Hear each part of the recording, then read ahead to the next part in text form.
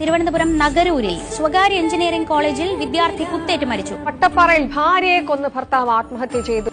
പാലക്കാട് അട്ടപ്പാടി അരളിക്കോണത്ത് മകൻ അമ്മയെ hollow bricks കൊണ്ട് തലക്കടിച്ചു കൊന്നു. തിരുവനന്തപുരത്ത് മകൻ അച്ഛനെ വെട്ടിക്കൊന്നു. കോഴിക്കോട് പുതുപ്പാടിയിൽ ലഹരി മരുന്നിനടിമയായ മകൻ കിടപ്പ് രോഗിയായ മാതാവിനെ വെട്ടിക്കൊന്നു.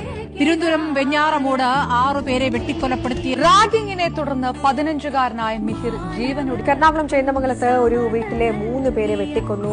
തൃശൂരിൽ യുവാവിനെ കുത്തിക്കൊന്ന വിദ്യാർത്ഥികൾ കഞ്ചാവിനടിമ. ആലുവയിൽ ജിം 2025 കാല് കുത്തിയിട്ടില്ല, പൊത്തി തുടങ്ങി ഓരോരോ സീനുകൾ.